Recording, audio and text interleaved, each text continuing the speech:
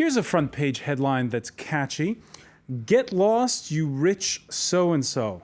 Libération's tribute, I guess you could say, or reworking of the time former French President Nicolas Sarkozy told a heckler to get lost, you poor so-and-so. The rich guy, by the way, is Bernard Arnault, France's wealthiest man, owner of luxury goods giant Louis Vuitton, Moet Hennessy, LVMH. Shares in everything from supermarket chain Carrefour to rare Bordeaux wines. Turns out the world's fourth richest man has applied for Belgian citizenship. Arnault himself insists it's got absolutely nothing to do with the new socialist president's intention to tax income above €1 million a year in a 75% bracket. But that didn't stop François Hollande from saying Sunday in primetime television that the LVMH boss should have weighed up what it means to seek another nationality. We'll look at Bernard Arnault, see if he's unpatriotic. We'll look at François Hollande's promises and policies. It begs the question that came up during the Occupy Wall Street movement: how much do you tax the so-called 1%?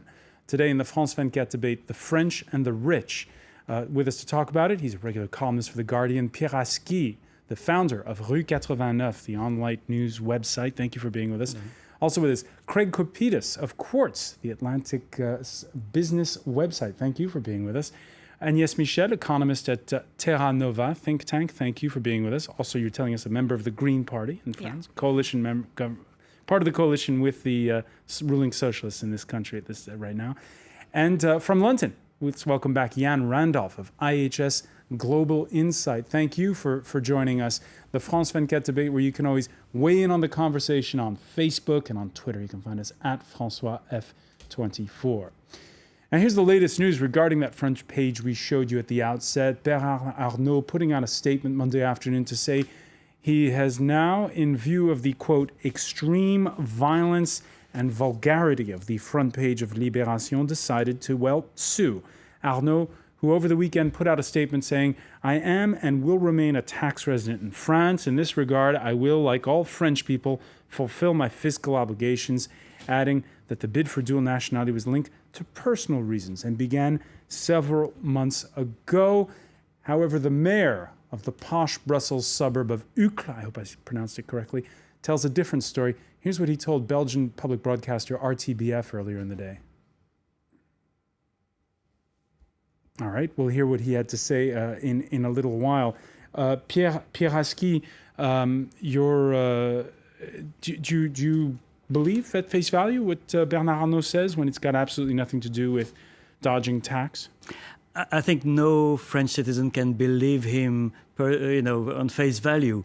I think, we heard Bernard Arnault's denial. We heard, as you said, the mayor of the Belgian city confirming that Bernard Arnault had told him that he was very critical of the French fiscal decisions to come and that he had decided to go there. I don't know. What I know is that Mr. Arnault has touched a very, very sensitive issue. And I think that this whole controversy shows that how disconnected he is and the people who share his type of wealth and position in the society, disconnected from the reality of the society at this stage in the crisis.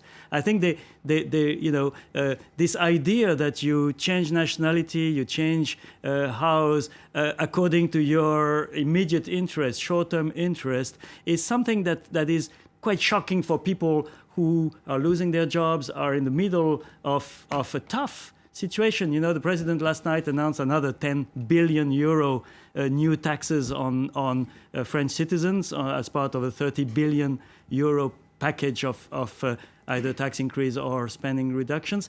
And here is Mr. Arnault, who is the fourth largest wealth in the world, the first one in France and in Europe, giving the signal that, okay, I'm not very happy with the country where I built this wealth, and I'm going to go next door because it's better. The grass is greener. I think this is, quite shocking, and I understand why it created such an uproar.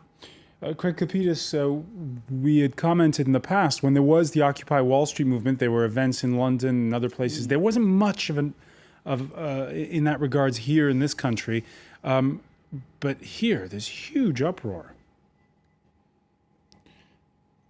what François Hollande, the President of the Republic, said last night showed him to be the true petulant little socialist who doesn't understand the global economy at all. Is that For him to go after Arnault was unseemly. And what we saw today. But you take Pierre Asqui's point that No, to I be don't changing take- nationality. No, I don't take his- They're no, taking it a no. little too casually. No, people change their nationalities all the time.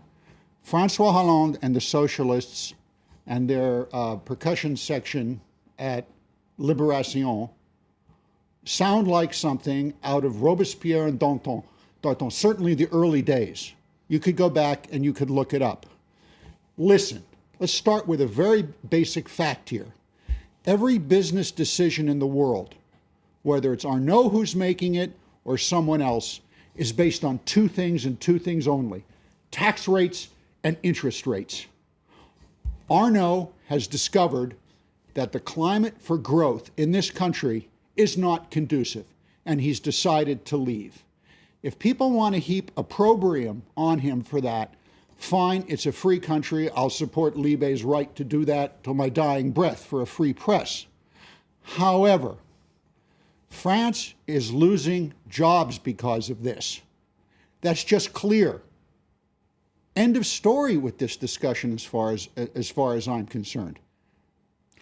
For me, this is nonsense. I think your vision is very, very narrow. If you think that a business like LVMH is only based on interest rates, it's based also. What is Bernard Arnault selling to the world, to world customers, to Chinese, to Brazilians, to Americans? What is he selling? He's selling French way of life, French culture. I was yesterday on the Champs-Élysées.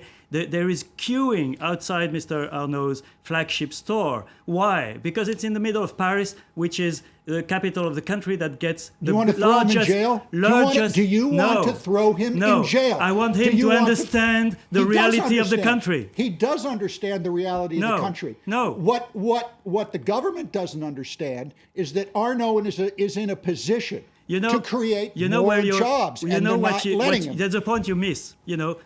Last year, people like Warren Buffett or Bill Gates in the U.S. were getting all the billionaires in the U.S. to sign the pledge. You've heard of the pledge? Sure. They were giving away most of their fortune to charities and so on. That's the U.S. style. Here, we have Bernard Arnault, we have Liliane Bettencourt, we have people who are in the same position as them and who don't care a shit.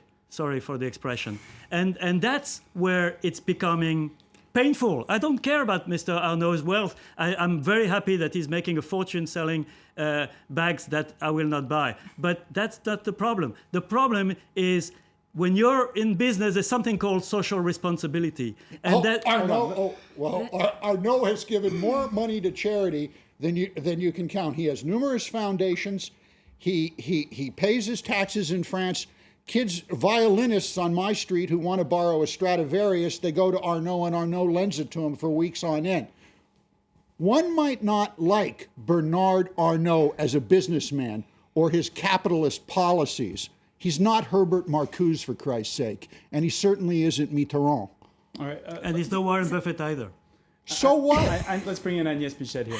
Yeah, I'm sorry to interfere, but I think that it's just not the point. We are just having this huge lie saying that you're rich, so you don't have to pay taxes. You have a big enterprise and you don't have to pay taxes. I'm sorry, but when you produce in France, you have free education, you have very good infrastructure. And if people that are making money because of those infrastructure are just not paying for what they got, which is the simple truth, it's wrong. It's just not working. So the interest that Bernard is earning are not only his. They do so much income because they have France who is actually paying for him, for the people that have these huge competencies in doing what they do. It's just... it should be just fair that he's paying back what he did earn because of All right, France. let me bring in- let me Paid ju- taxes for years. let me just You bring in- said He's not paying taxes. as much as the rest Oh, of it's the not paying people. as I'm much. sorry, but there is right. absolutely no proportionality in taxes in France. That's a simple fact. Let's You can bring in shout, Jan. but it won't change the fact. Let's bring in Jan Randolph from London. Jan, you hear the discussion here. Part of it's about economics. Yep. Part of it is also about perception, politics, public relations-wise. This is looking like what kind of a move what he's done. I think there are two issues here, and the problems we're having that we're confusing the two issues. One is what is the appropriate level of tax, and the second issue is tax evasion. Now, if you look across the border in Germany, they've had a big problem with tax evasion for many, many years, and with high net worth individuals, and they have relatively high taxes. But the German approach is consistent. If you make your money in Germany, you benefit from all the public investment in infrastructure, in education, and so on and so forth.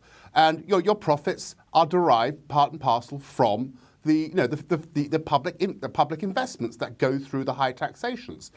Then if you decide to leak or those savings, if you like, to Luxembourg, Liechtenstein, Switzerland, it is right for the German government to turn around and say, hey, look, you made your money in this country, you should pay the taxes. The taxes had in some way also benefited your businesses through the public investment. That is a question of social justice, and they're consistent on that. But that is a separate issue on what the appropriate level of taxation is. All right, and just before we talk about what the level of appropriate level of taxation is, just a word about Bernard Arnault himself.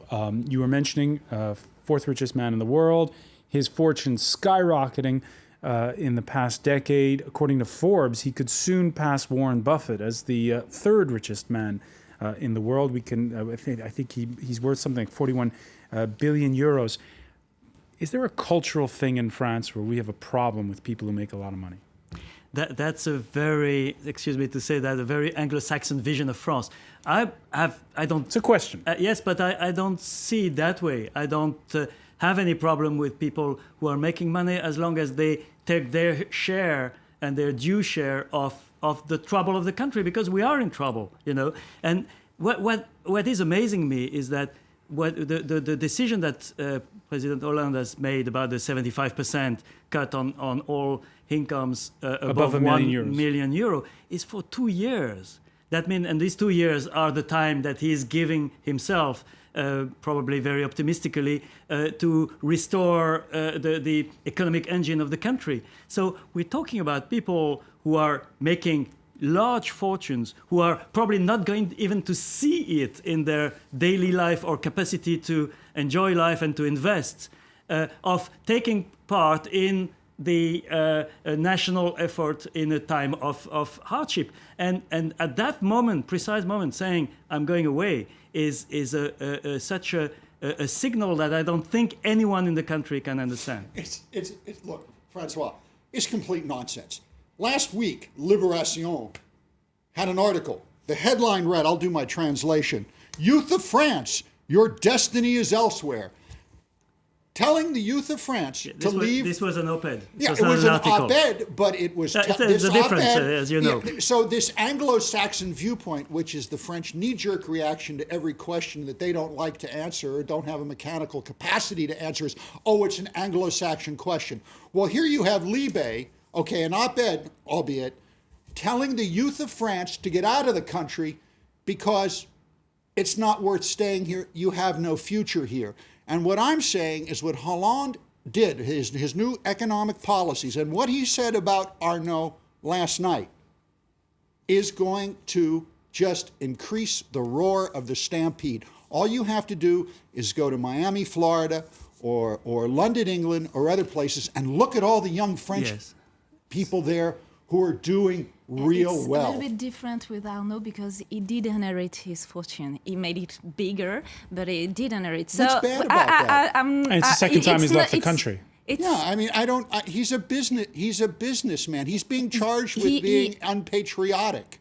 I mean, I don't know. Is that a crime? Now, the in thing France? is that the comparison with the youth is completely wrong because he did inherit. So he had the capital to make a huge fortune because he was an inheritance. It's not the very But he's same paid. situation. Well, you know, It's- that's the social side of this that you can argue to the Yeah, cows but come home. it is a social what I like in issue. this argument about patriotism is that business is not supposed to be patriotic as long as business is good. But when it's bad, you go back to the state and ask for subsidies, like the car industry did, like the banks did in 2008 and 2009. They didn't go to the UN or to the Belgian government. They went to their national government, whether it's in the US, in Britain, in Germany, or in France. And there, all of a sudden, they're great patriots because the cash machine is home. And their customers base is home. And so I think there is an ambiguity there. You know, we've had since 2008 a huge debate worldwide, moralized capitalism. I still remember Mr. Sarkozy's great speeches for when he created the G20. We're going to moralize capitalism. And here you're telling me, oh, all that counts is short-term interest rates and patriotism. What the fuck? You know, that doesn't work. Just the It's not opposite. the way. No, It's not the way this works. You're We're in misreading real me. world. You're misreading me. I'm talking about the opposite. What France needs right now is an injection of capital for long-term growth, not short-term profits. I can tell you very briefly, because I have firsthand knowledge of this, a major company wanted to start an office here employing 7 people. They came here, they discovered the social charges in giving 7 people jobs in France. You know where they went? They went to London. Right, There and- was absolutely no mechanism to even discuss that. They left. They don't want to know. Jan Randolph, we know that there's a growing stampede of Spanish capital out of that country. Are there lots of French people showing up where you are these days? Well, it is interesting. Despite our recession, we've actually got quite low unemployment. That's one of the more interesting features about our economy.